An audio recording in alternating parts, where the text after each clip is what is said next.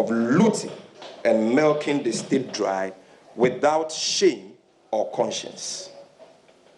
It is important to state that the PPA scandal goes beyond the person of Mr. ADJ and his TDL company, or should I say his fraudulent TDL company, who are now being used as a smokescreen to conceal a whole syndicate of organized crime in the high echelons of the Akufo-Addo government. We say so because the contracts which have been awarded to TDL in the last 2 years emanated from, and in fact, were awarded by several ministries and state agencies, such as the Ministry of Education, the Ministry of Roads and Highways, the Ministry of Works and Housing, the Ministry of Special Development Initiatives, the Ministry of Inner Cities and Zongo Development, state agencies such as Cocoa Board, Ghana Water Company Limited, the Bank of Ghana, just to mention a few.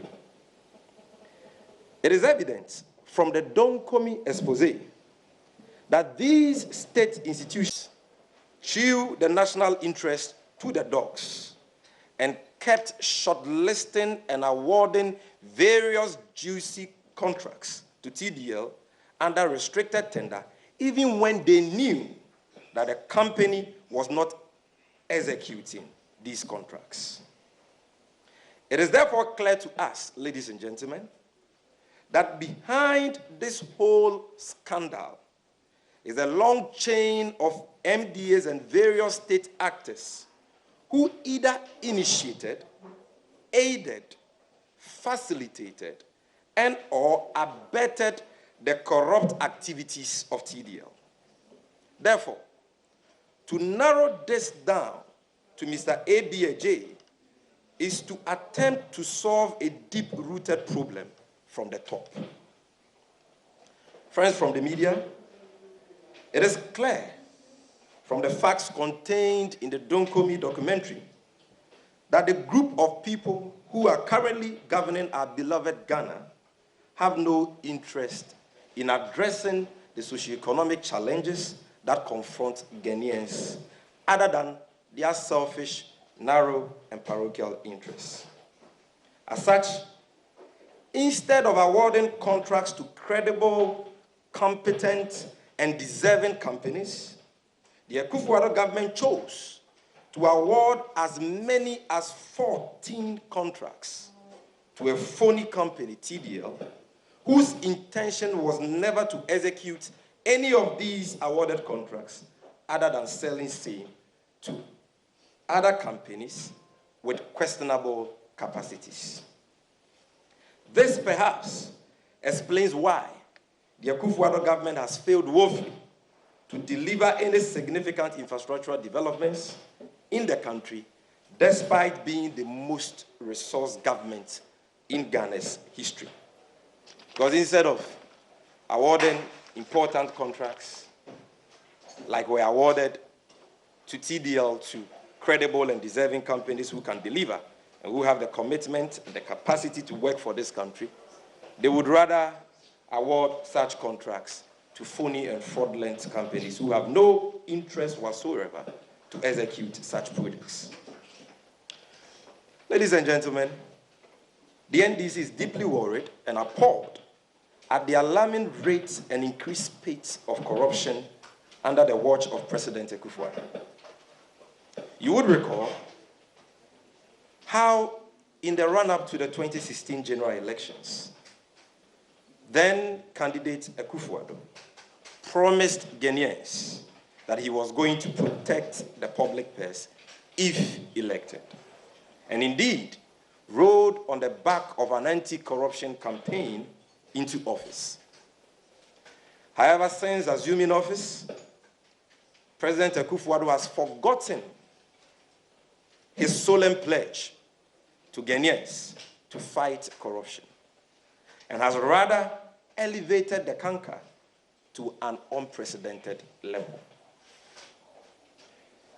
Ladies and gentlemen, the conduct of Mr. Ajay, as captured in the Donkomi documentary, is only a reflection of the grand corruption and, in some cases, daylight heist that is being practiced at the topmost echelons of the Akufo-Addo government. Under the almost 3 years tenure of President Akufo-Addo, it's been one stinky corruption scandal after the other with no end in sight. Today, the NPP's famous campaign rhetoric of 1D, 1F has now metamorphosed into 1 day, 1 fraud, thereby creating a traffic jam of corruption cases in the minds of Ghanaians. According to the Center for Democratic Development, CDD, Ghana has lost a whopping 9.6 billion Ghana cedis to corruption since President Akufo-Addo assumed office in 2017. Surprisingly, this amount, 9.6 billion Ghana cedis, which according to the CDD, has been lost to corruption since 2017 under the watch of President Akufo-Addo, far exceeds the amount of 3.6 billion Ghana cedis, which has so far been invested by the NPP in their main flagship program and much touted free SHS program. So the evidence shows that this government prioritizes corruption over everything else and invests more in corruption even than free SHS. Today, President Akufo-Addo prioritizes the promotion of corruption and spares no opportunity to defend the corrupt activities of his errant appointees. He has perfected the act of being a clearing agent of corruption in his government. His failure to live up to his much vaunted anti-corruption credentials and punish corruption on the part of his appointees is what has emboldened many in his government to engage in corruption with such brazenness and boldness. Aside normalizing the practice of corruption, ladies and gentlemen, President Akufo-Addo himself is not left out of the ongoing rots in his government, as evidenced by the executive approval he gave for the fraudulent and highly inflated miscellaneous deal through which Ghana would have lost a whopping $800 million, but for the vigilance of the NDC minority caucus in Parliament. These are the reasons why corruption has become a very attractive and profitable venture in Ghana today, as it is one's surest ticket to promotion under President Akufo-Addo. In fact, it is safe to conclude that the fight against corruption has been lost under the watch of President Akufo-Addo. Distinguished friends from the media, part of the reasons why President Akufo-Addo is to be blamed for the stinky PPA scandal is the very appointment of the PPA CEO, Mr. Ajay. You see, the mandate of the Public Procurement Authority is to curb fraud and corruption in the procurement of goods, services, and works by public institutions. Hence, persons who are appointed to head that sensitive institution must be men of honor and men of high and unimpeachable integrity.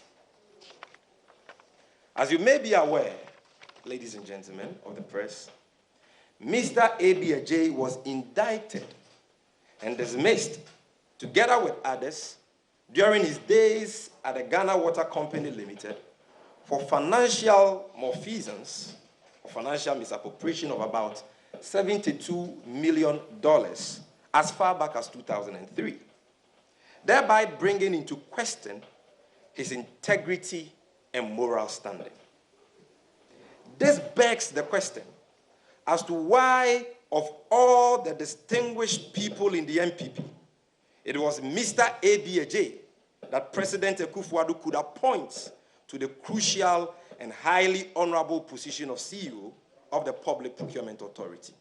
Obviously, a man of such low moral standing cannot be expected to be above board in its dealings as such a critical entity. What has suddenly happened to the deafening chorus of quotes, "We have the men" by the NPP in opposition? Or was it the president's own penchant for corruption that drove him to overlook the competent men and women in the NPP and rather appointed a man already tainted with grafts and sleaze, whom he thought could help him perpetuate his corruption and state capture agenda? Your guess is as good as mine. Friends from the media, the NDC is egged by the funny and punny knee-jerk reactions taken by President Akufo-Addo since this PPE scandal broke. The president has resorted to his usual face-saving gimmicks by suspending the chief executive officer of the PPA pending investigations by the special prosecutor and Shraj.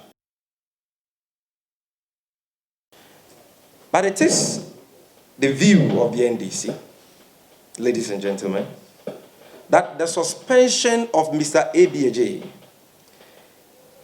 to all intents and purposes, is not deterrent enough. We think that the damning acts of corruption which Mr. ABAJ is captured in the Donkomi documentary as engaging in, including his own admissions and confessions, should have at worst been met with an outright dismissal for other actions to follow. We believe that the suspension of Mr. ABAJ is yet another ruse which is only meant to deceive Ghanaians into seeing this government as one that is committed to the fight against corruption. But you see, the good people of this country are discerning and will not be hoodwinked by this gimmick. They know too well how similar cases of suspensions under President Akufo-Addo ended with a recall and sometimes promotion of such errant appointees. Furthermore, ladies and gentlemen, we ask why the governing board of the PPA, an accomplice in this grand collusion, is still in place. It is important to state that the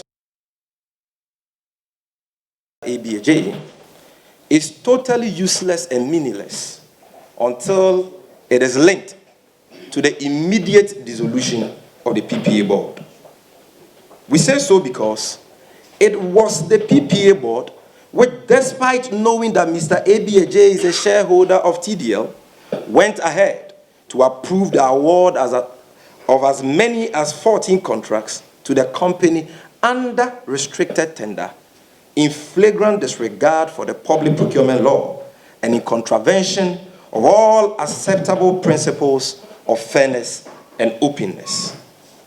The PPA board failed woefully in their duty to observe the provisions of the public procurement law and the rules against conflict of interest, but rather aided and abetted the corrupt activities of Mr. ABAJ and his fraudulent TDL.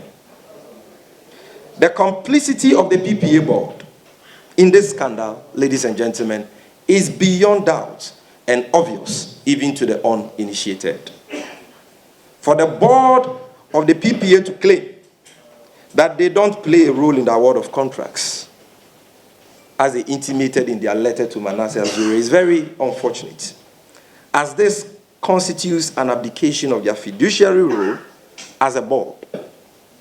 Why are they being paid by Ghanaians? We submit that the continuous stay in office of the PPA board is a clear testament of the fact that President Akufo-Addo has no genuine interest to unravel the full extent of this scurrilous scandal and is not committed to the fight against corruption. The fact even becomes more glaring.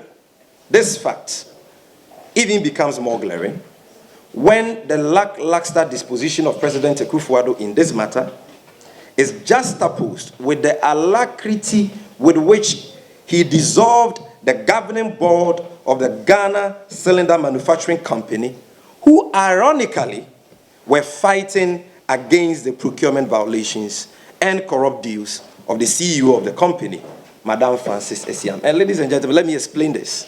You would recall that not too long ago, the Ghana Cylinder Manufacturing Company was in the news. The governing board of the company was up in arms with the CEO, Madam Frances Essien, over what they claim were breaches of the procurement law in the award of contracts by the CEO and the management of the company and so on. When the matter came up,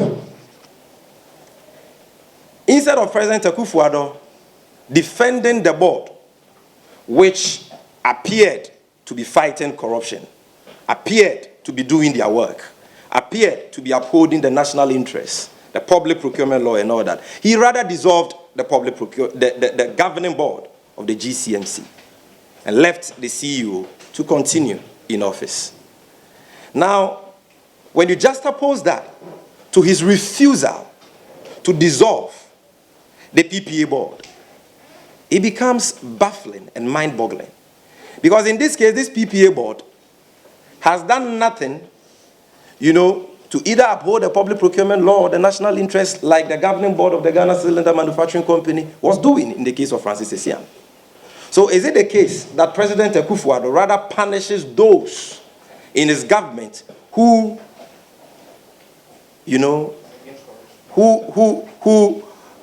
try to fight against corruption, and rather pampers, awards, reward those who tolerate, participate, and facilitate corruption? I think this is an issue that the media must follow. Also, we wish to ask why the ministers and the relevant officers in charge of procurement in the ministries of Works and Housing, Roads and Highways, Education, Special Development Initiative, the heads of Cocoa Board, Ghana Water Company Limited, the Bank of Ghana, etc., are still at post. Why are the ministers and the relevant officers in charge of procurement in these institutions still at post? Because we know that the procurement processes leading to the award of these 14 contracts to TDL emanated from these institutions and were actually awarded by these state institutions. We also do know that TDL illegally sold these contracts to other companies with acquiescence and in some cases the approval of these state institutions. The NDC therefore holds the view that all ministers and state actors who in one way or the other initiated, facilitated, or participated in the award of contracts to TDL and the subsequent sale of those contracts to other companies must be suspended forthwith. The scope of investigations into this scandal must be expanded to include all these complicit MDAs and state agencies. Ladies and gentlemen, it is only then that we can stand a chance of unraveling the full extent of this stinky corruption scandal. However, the critical question we have to ask ourselves this afternoon is whether or not Ghanaians can trust President Akufo-Addo to deal decisively with this matter, given how similar cases have been handled with flippant disregard for accountability by him in the past. If for nothing at all, we know that the suspension of the former Deputy Minister of Youth and Sports, Honorable Pius Hajide, in the matter of the Australian visa fraud scandal, and the complaint filed by President Akufo-Addo to the Criminal Investigations Department against Mr. Kwesi Nyantakyi following Analysis number 12 expose, which most of us in the media and in the country applauded, yielded no results whatsoever. They were all a camouflage which were meant to dissuade Ghanaians from talking about those scandals at the time. The NDC would therefore not be surprised if the clearing agent, President Akufo-Addo, does so again in this matter. If we may ask, distinguished friends from the media, since when did President Akufo-Addo start believing in the competence and decisions of Sraj? Since when did he begin to believe and have confidence in the decisions and the mandates of Sraj? Not too long ago, President Akufo-Addo disregarded adverse findings made by Sraj against his cousin and finance minister, Honorable Ken Ofori-Atta, over the issuance of the 2.25 billion Eurobond. Does it not smack of odious hypocrisy, therefore, for him to now petition Sraj to investigate the latest PPA scandal? What is the guarantee that this time around he will accept and act on the findings and recommendations of Sraj? Because in the case of Kembond, which was, a petition filed by our own brother, Gyamfi, who is here, Sraj made adverse findings that transaction violated Section 56 of the Public Financial Management Act and Article 181 of the 1992 Constitution. They indicted Ken Ofori-Atta for not filing, declaring his assets, and so on. Between the time that Ken Ofori-Atta would even make a move to challenge these findings, what was President Akufo-Addo's position and action on these recommendations by Sraj? Absolutely nothing. He rather directed his Attorney General, Ghana's Attorney General, paid by the taxpayers' money, to go to court and act as a lawyer for his cousin, Ken Ofori-Atta, to fight and overturn the findings of Sraj. And in fact, that case is still pending in court. So what is the guarantee that this time around, when this same Sraj makes adverse findings against Mr. ABJ, Mr. President will accept? Or is it because Mr. ABJ is a small fish in the NPP and is not a cousin or part of the family and friends cabal of President Akufo-Addo? This is another question that we need to ask President Akufo-Addo and his government. Besides, ladies and gentlemen, given recent complaints by the special prosecutor about how appointees of President Akufo-Addo have been frustrating and sabotaging his mandate, the NDC doubts whether anything good can and will come out of the investigations of the office, by the office of the special prosecutor into this matter. We do not think that the special prosecutor, Mr. ADK Amidu, will get the needed cooperation from the relevant MDs and state actors to conduct credible investigation into this matter, especially now that several of these persons and institutions stand indicted in the scandal. Because not too long ago, Martin Amidu was all over the place complaining about how appointees of President Akufo-Addo are frustrating his work.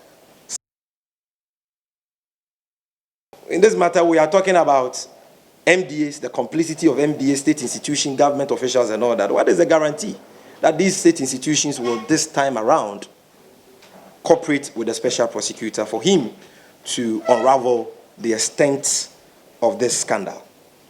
So in conclusion, ladies and gentlemen, it goes without saying that the PPA Donkomi contracts for sale scandal is yet another classic in the Akufo-Addo government's league of rotten skullduggery to ever hit our nation. Perhaps even more disturbing is the president's numbness to the rising spate of corruption in his government. In the circumstances, we believe that once again, President Akufo-Addo is demonstrating bad faith to his own avowed fight against corruption in this matter. He is paying lip service to the fight against corruption. If he was truly interested in unraveling this matter and punishing those who are complicit in this scandal, the PPA board would have been long dissolved. All appointees and state actors who in one way or the other participated in this scandal would have been suspended by now pending investigations.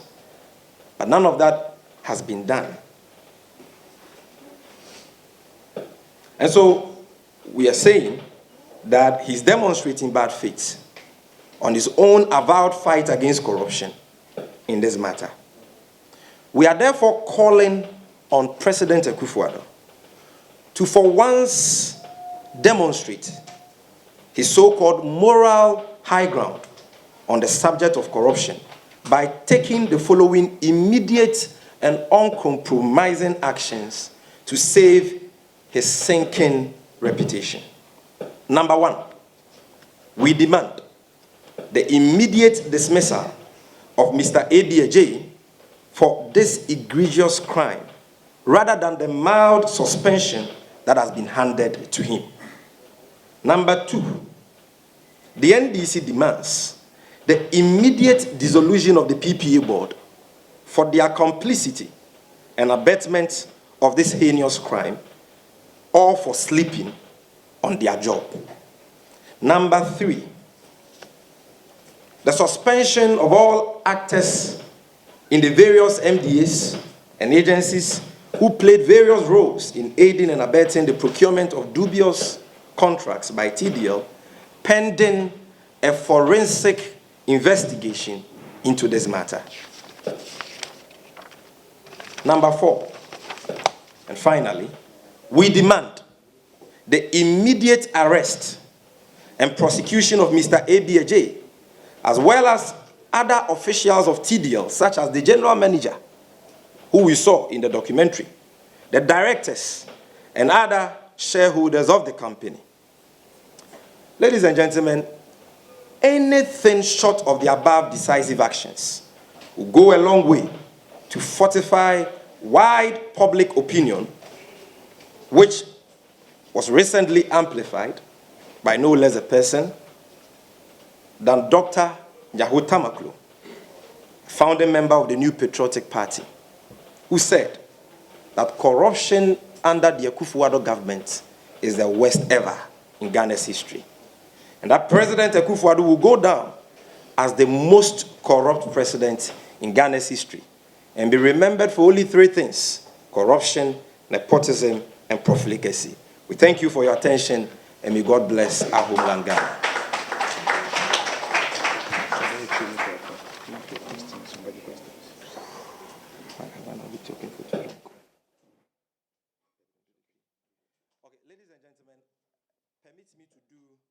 Hello and thank you for staying here on the Joy News channel. You just heard the NDC's communication officer, Sammy Gyamfi, addressing the press on the contracts for sale expose by Manasseh Azuri.